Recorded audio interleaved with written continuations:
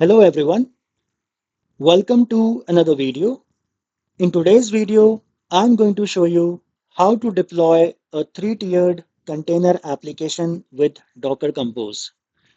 So in my past videos, I have already covered what Docker and Docker Compose is and how to get started with these two tools, how to install and configure.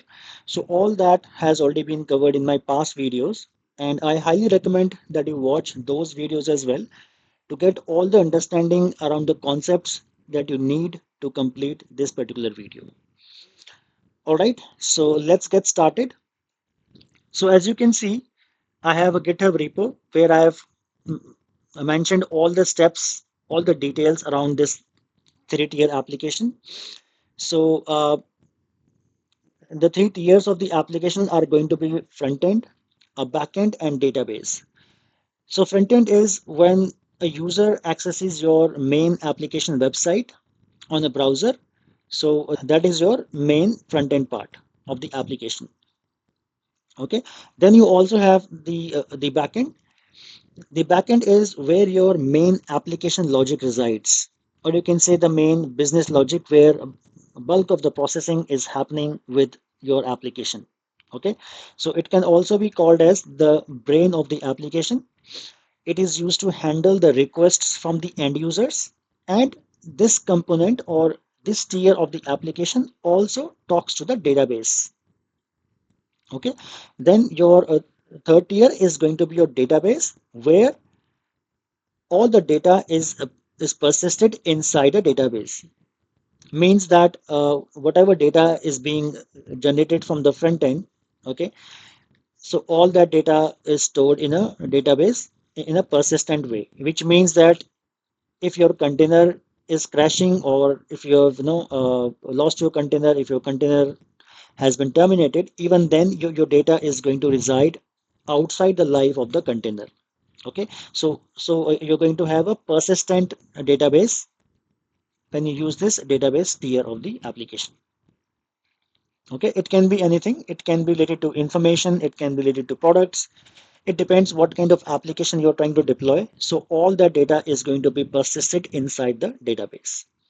So these three are going to be the tiers of our application. Okay, and that's what usually happens in the real-time environment as well.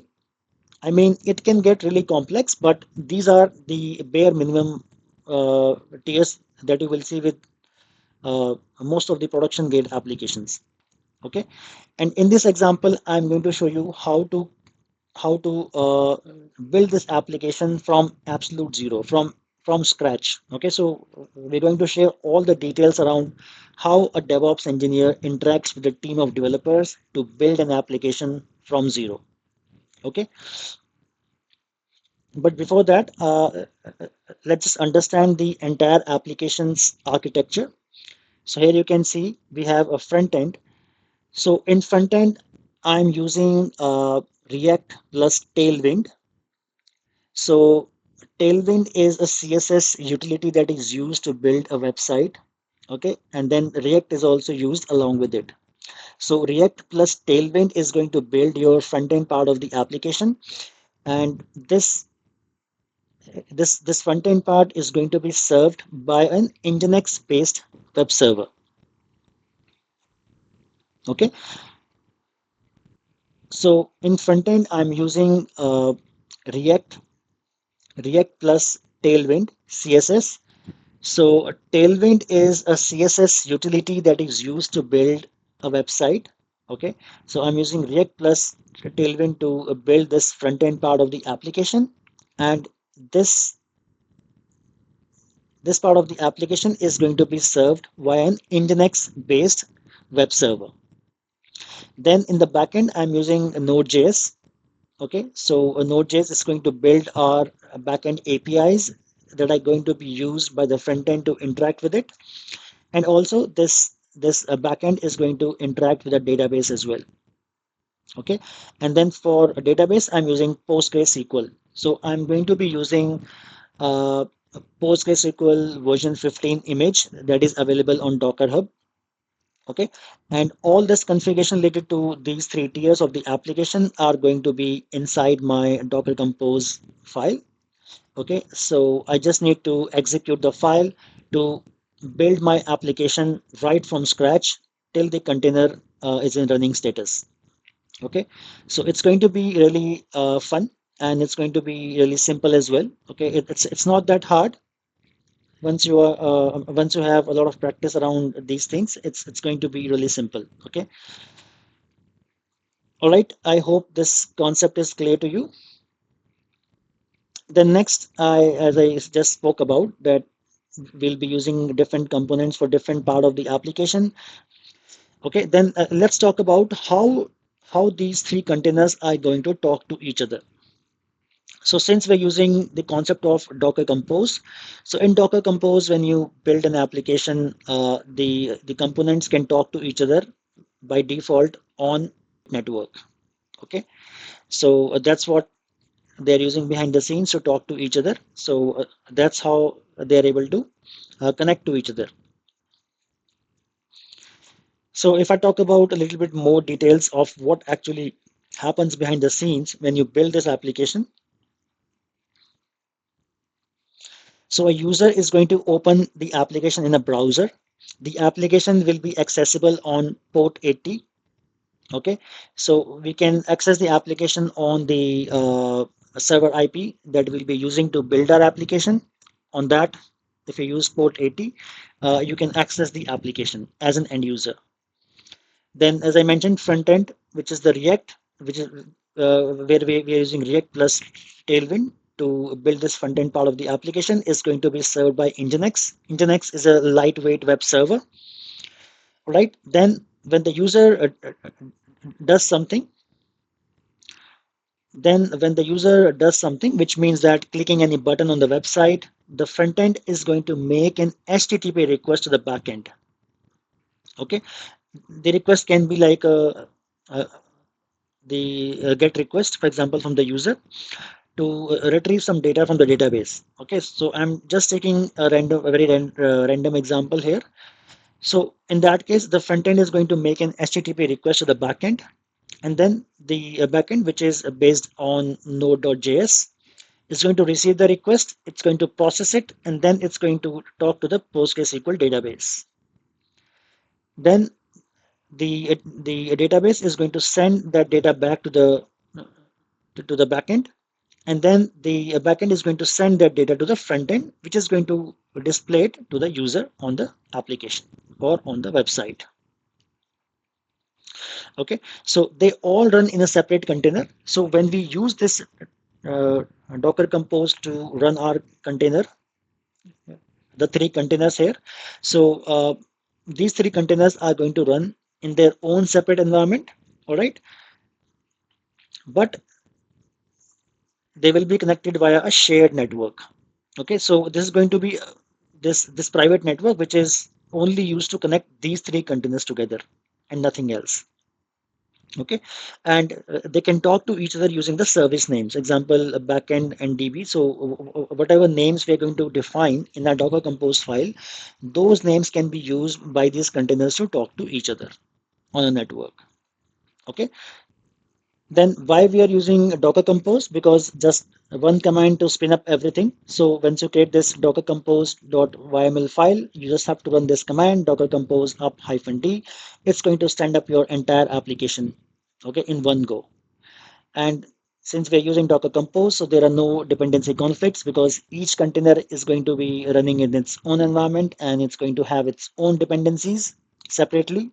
Okay, so it's easy to replicate this across teams or environments, which means that if you have Docker and Docker Compose installed on a particular machine in a particular environment, you just need to clone the repository with the Docker Compose file plus the application source code files, and you can deploy the application very easily.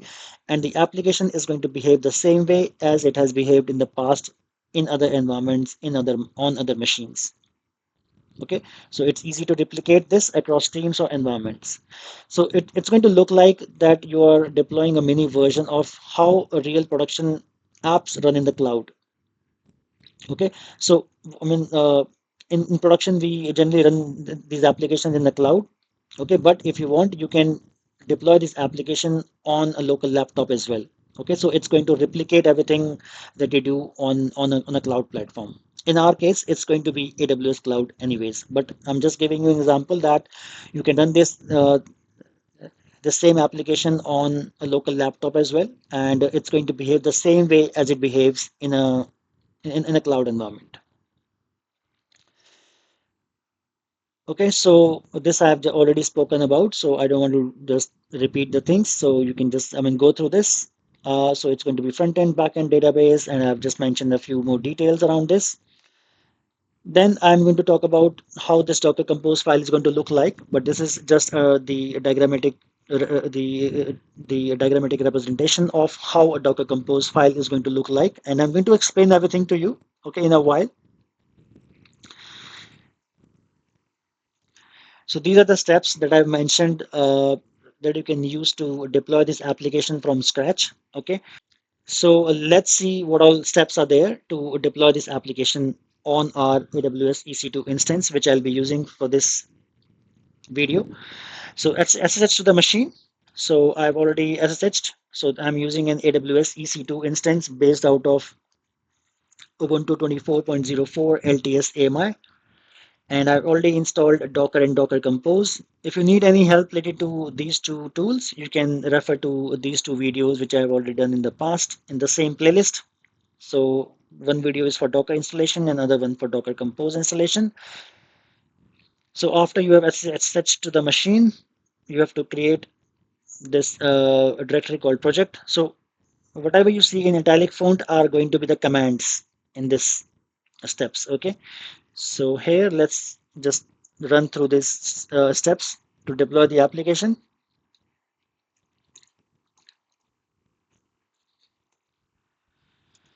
This is created. Then I'm going to install sudo apt.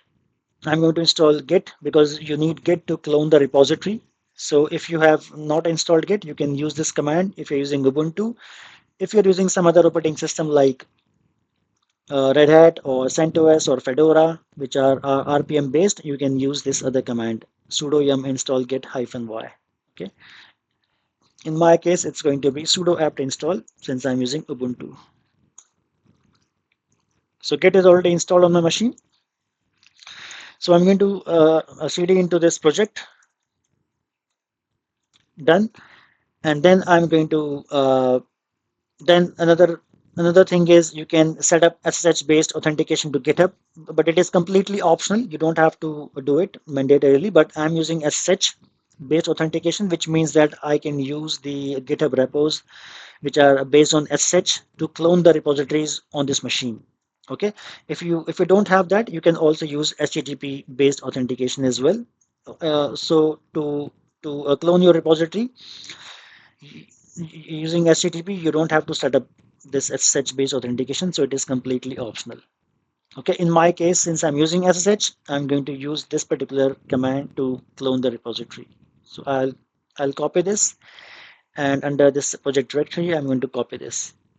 So if you see here, I'm using this -b option, which specifies the branch. So I'm trying to clone this repository from a particular branch and not from the main branch or from the master branch. Okay. So I'm using a particular branch here to clone my repository because all that working code is available in this branch. Okay. So it's going to quickly clone the repository to your machine from the remote GitHub repository. All right.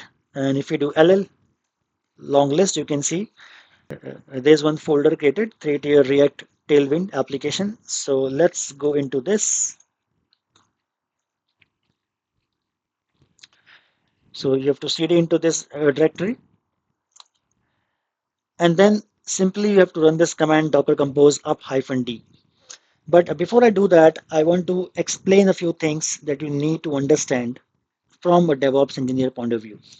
Okay, so here if you see, you have two directories. You have a front-end directory, you have a back-end directory, then you also have a docker-compose.yaml file. You also have a few other application source code files. So how this all actually happens in real time. How the developers are starting to write the application from scratch. So what usually happens when you are starting to work on an application, uh, you have to have a lot of discussions around how the application is going to be built. Okay, because all this code and all these Docker files that are available in these two directories, backend and frontend, which I'm going to show you, are all built from scratch at some point, right? So how all that actually happens in a real-time environment. So the team of DevOps engineers, they interact or they have these multiple brainstorming sessions, or you can say they have a lot of different calls with the team of developers to understand their application's requirement. The developers are going to give you the main application source code and all of its files, the details of all the dependencies, all the different components of their application that they need. But as a DevOps engineer, we generally write the Docker files. Okay, so this is how it happens. So the team of DevOps engineers will have several discussions around this, around any new application that they're going to build. Okay, and then the developers are going to feed in all the details that that particular application needs with all of its dependencies. And based on that, the DevOps engineer is going to create the different Docker files and this docker-compose.yaml file. So this is how it happens. Okay. So let's just see what all the Docker files we have. So this is going to be the structure of the folder structure of the application. Okay. So let's just see the Docker files that we have in our front end and in the backend directories. So let's open this first. So let's open the front end Docker file first to understand what's inside it. So this is going to build our front end tier of the application. And as you can see, I'm using the multi-stage builds here. Okay, this is stage one, this is stage two. So I'm trying to optimize my Docker image as well so that the size is pretty small and I have less security vulnerabilities as well. So I'm taking care of security as well here. Okay, so in stage one, I'm using this Node 18 image from the Docker Hub, and I'm naming this stage as builder stage. Okay. Then I'm using this work dir, which means work directory. So I'm specifying a directory slash app that is going to be used to run my container uh, uh, uh, process inside the container.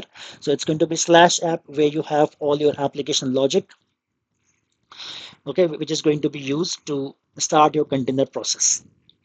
Then I'm using this copy command to copy the source code files for the front end part. So these two files should also be present in the same directory, okay, where you are, because I'm not specifying any absolute path here, which means that where my Docker file resides, I also have these two files, package.json and package.log.json file as well. So I'm trying to copy these two files to inside of my container directory. Okay, I'm using dot, which means that it's going to be slash app, because in the last step I've specified that my project directory is going to be slash app inside the container. So if I'm using dot after that, which means that these two files are going to be copied under slash app inside the container. The meaning of this dot slash.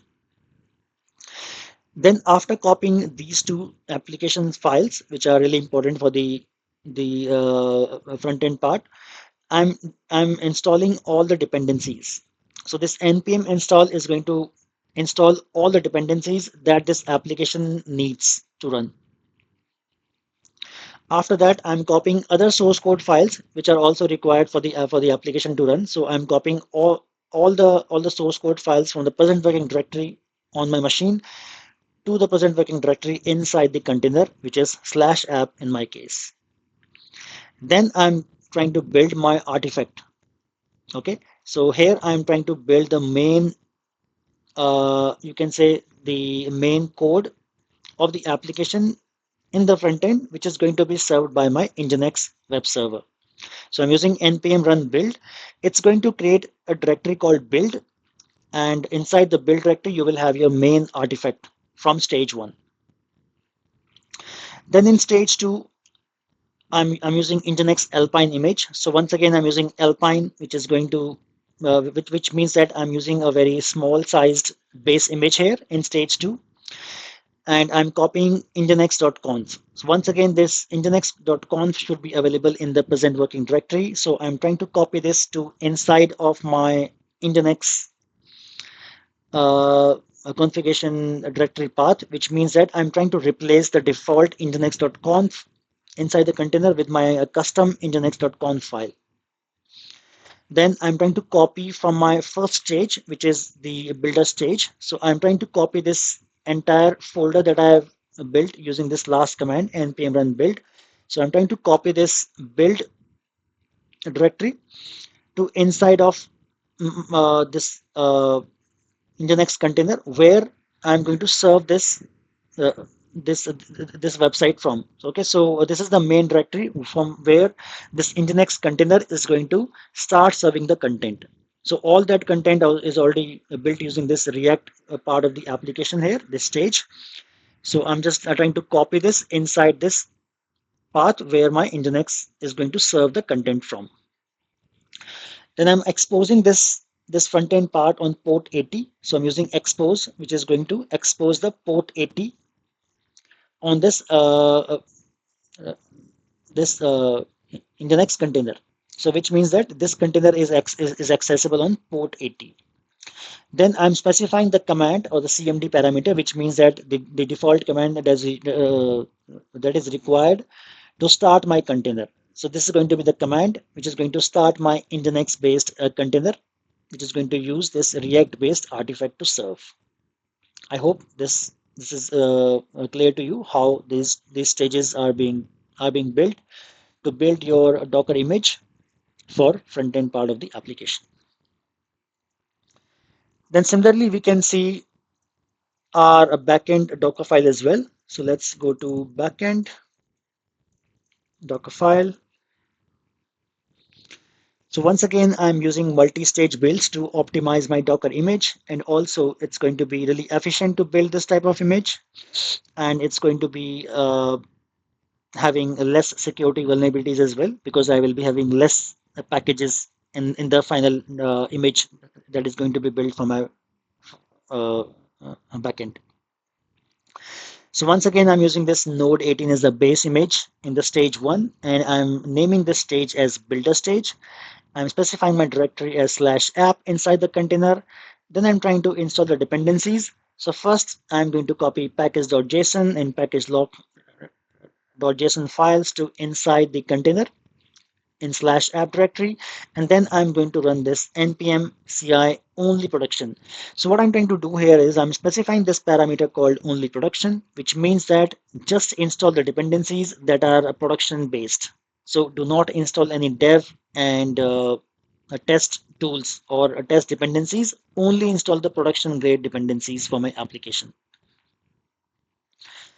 Then I'm trying to copy everything else. So apart from package.json and package.log.json, I also have other application source code files that are required for my application to run. So I'm trying to copy all that using this dot directory. So this dot means from the present working directory on my machine to the present working directory inside the container. Then in stage 2, once again, I'm using a very small sized base image. I'm using Node 18 Slim. So the meaning of Slim is it's going to be a small sized image. Then I'm trying to create another user so that my application can run as a non-root user. Once again, I'm taking care of security as well here. So I just want this application to run as a non-root user. So I'm trying to create a new user here using this command. Then I'm specifying the working directory as /app inside the container. So next I'm trying to copy my artifacts from stage 1. So I'm using this copy from builder, which means that I want to copy a few things from my stage 1, which is named as builder. I'm trying to copy the entire /app directory from stage 1 to /app inside the container in stage 2. Then I am also trying to copy the other additional node modules from /app to to inside the container in node underscore modules directory. Then I'm trying to switch the ownership because I want to use this non-root user that I just created, which is named as app user. So now I'm trying to change the permissions to inside the slash app directory, which is going to be my main directory where my container process is going to run. So I'm changing this permission to app user so that app user has all the permissions that it needs to run the container process. Then I'm specifying which user I want to use to run the application. It's going to be app user, and I'm exposing this backend part on port 5000. Okay, and then I'm using the main command, which is to start my backend container process. So I'm using this cmd parameter here. So this is how this Docker file looks for the backend. Okay, so I have two Docker files only because I'm using one image from Docker Hub, which is already there. So I do not need to create a Docker file for my database part because I'll be using the official Docker Hub image, which is based out of Postgres version 15. Okay, so I just have two Docker files.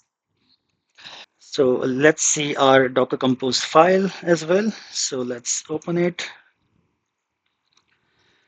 So my Docker Compose file is going to have three containers. As you can see the indentation here. So I have frontend, backend, and DB. So it's going to have three containers. And if you see inside frontend, how do I want to create this container? So to create a container, I need a Docker image. So how will I get the image? The image is going to be built. So I'm using this build parameter here, which means that I want to build my image. I don't have this image ready. At this point, I am going to build this image. From where this image is going to be built, it's going to be built from my front-end directory. So from the present directory, just go inside this front-end directory where you will find the Docker file. So you have to here you have to specify the absolute path to your Docker file, okay, which is going to be used to build our Docker image for front-end part of the application. Okay, so here I'm specifying the absolute path to the Docker file to build the front end.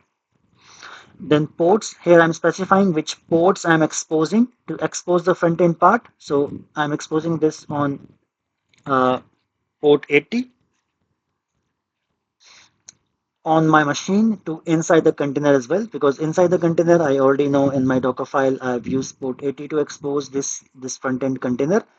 So to access this front end uh, on the machine, I'm going to map this to port 80 on my machine as well. Then I'm using this flag called depends underscore on. It basically means that do not create this front end container till you have the backend container ready. This is because front-end container depends on this backend container. So if you create the front-end container before this backend container, it's going to fail or it's going to crash. Okay, so here I'm trying to specify the dependency of this front-end container. It needs this backend container to be up and running before you can start this front-end container. Then I'm also specifying this networks parameter here, which means that I want to create a new network called app-network, which is going to be associated with my front-end container.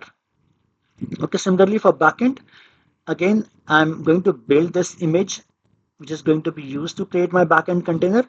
And that image is going to be built from the backend directory. From the present directory, just go to backend directory, where you will find my Docker file for backend container image. Okay, then I'm specifying port 5000. So once again, where I want to expose this backend container, it's going to be port 5000 inside the container to port 5000 on my Docker host.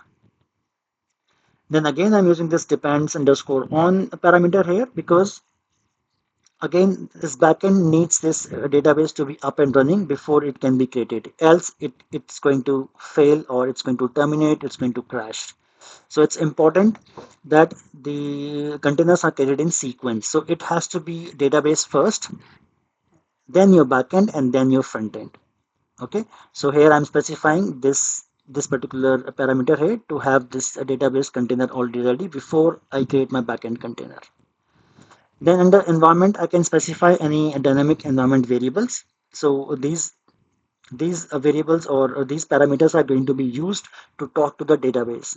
Okay, so I'm specifying DB host, the DB username, the DB password here as well.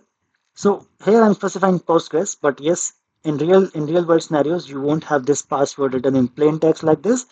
We'll be using something called as secrets, okay, which I'm going to cover in another video. But just for the sake of simplicity, I'm specifying this password in plain text. Okay, so just remember this, in production, you won't have this password specified as Postgres here. It's going to be another way by which you can fetch the password from another store. Okay, so this is how this backend is going to talk to the database using all these environment variables. Then I'm also specifying the same network as I've specified with my front end. It's going to be app-network. Okay, so it means that these two containers can talk to each other on the same network called app-network.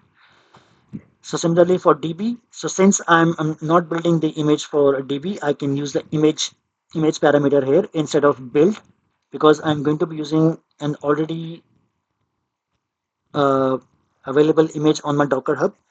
So it's going to be the Postgres version 15 image. Then I'm also specifying the name of the container for DB, which is going to be Postgres underscore DB. Then I'm specifying the restart policy as always, which means that if this database container crashes, it's going to be restarted automatically. Since I'm using this always parameter, always restart policy of Docker. Then once again, I'm specifying parameters here, okay, which are going to be used by my backend to interact with it. So I have to specify some parameters with my database as well. So these are the three parameters that I'm specifying here: the user, the password, and the database in which the backend is going to send the request to database to store the data in. Okay, so within this database container, I will have one database created inside of it. It's going to be called my database, where all the data is going to be stored for this application. Then volumes, because I'm going to have this data as a persistent data, so I'm going to use a volume. The name of the volume is going to be pg data, and it's going to be mapped inside the container under lib PostgreSQL /data, and this is the default directory where the data resides inside the container. So all the data is going to be mapped to pg data. Okay, and here you can see I'm specifying this volume, which means that this particular volume is going to be created on my Docker host, and all the data is going to reside inside this volume. Okay, and it's going to be mapped inside the container. Okay, it's going to be mapped, or you can say it's going to be mounted inside the container. Okay, so the data is going to reside on my Docker host. So in case this container crashes or terminates, you will still have your data persisted on the Docker host under this data under this volume called pg data. Then I'm also once again I'm specifying ports for my database as well. So this container is going to be exposed on port 5432 on the Docker host, and inside the container also it's going to be 5432. So this 5432 is the default PostgreSQL port. Then also this container is also going to use the same network app-network as it is used with the other two containers. So which means that these three containers are going to be connected to the same network called app-network. So to create this network, I'm using this network's parameter here, and I'm specifying the name of the network that is going to be created when I run this Docker Compose file. And similarly for volumes, I'm going to create this volume. So I'm going to just specify the name of the volume, pg data, and the same data is going to be used here as well. So this is how your Docker Compose file is configured. I hope the concept is clear to you. If you still have any doubts, please reach out to me in the comment section. All right, all set. Now we can go back to our GitHub repo to create or to deploy our application. So after we went into the main project directory, we can run the command docker compose up -d. Just copy this and paste this. So once again, this is the single command that you need to create your Docker image, to create your Docker volume, to create your Docker networks, to create your Docker containers. Okay, so this one command is going to do everything for you if you have this docker-compose.yaml file created. Okay, and I'm using -d to be in the detached mode so that I can get my terminal back. Okay, so if you see, the first container is going to be DB and not a backend or front end. Okay, so it's going to be database that is going to be created first. Okay, and then it's going to be our backend, and then it's going to be our front end. So this is what the depends underscore on parameter does. All done. So we can check images, Docker images. We can see we have 3 images created. Okay, and these 3, these 3 are the other image IDs. Okay, this is its size. All right. So we have 3 images created for us. And once again, you're seeing this time is 5 hours ago, 7 hours ago, 5 weeks ago, because these images, I was doing some testing just before recording this video. So I already had these in my cache. So it's just created from there. So that's why you will see this as 5 hours created or 7 hours ago created. As you can see, it was coming from cache. So for you, since you are doing it for the first time, it's going to be like 1 minute ago, 2 minutes ago, 5 minutes ago, like that. Okay, and this particular image, since I did not create this image myself, this image was already available on Docker Hub, and this image was updated 5 weeks ago. So that is why you're seeing this time as 5 weeks ago. So a Docker image is done. If I do docker compose ps, which is going to show you the status of the Docker compose services that you've defined in your Docker compose file. So you can see we have 3 services created, which means that we have 3 containers created as well. And you can see the status of the container up about a minute, up about a minute, up about a minute. Okay, so these containers have been created just now. You can also do docker ps to see the container status. It's going to show you the similar things as you see with the docker compose ps command. So we have 3 containers running, one for front end, one for back end, and one for Postgres database. To access the application, you can see the front end is exposed on port 80. Okay, so you just need to copy the public IP of your machine from here, and you can open an incognito window, copy it, and port 80 you can use, but if you don't specify the port, it's going to be port 80 by default as well. Click on continue to site, and it's going to load your application. So this is my React app. Okay, so this is a 3-tiered application. It has a front end, it has a back end, and it has a database as well. Okay, so this is how you can deploy a 3-tiered application from scratch, because we have built this, these 2 Docker images from scratch. We wrote our Docker file, we copied our source code files, everything we did from scratch. Okay, so this is how you actually build your application from scratch. All right, if I go back to the GitHub repo, so all the things I mentioned here. Now, if you want to just delete all the resources in one go that you've created as part of your application, you can use this command, docker compose down with RMI option and -v option. It's going to delete everything for you.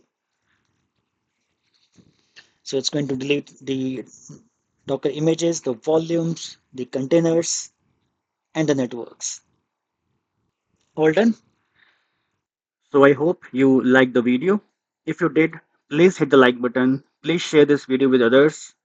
Uh, do subscribe to my channel, and you can also hit the bell icon so that whenever I upload any new videos, you get the notification of it and you don't miss out on any other video from my channel. All right, guys, that's all that was there for this video, and I'm going to see you in the next one. Bye for now.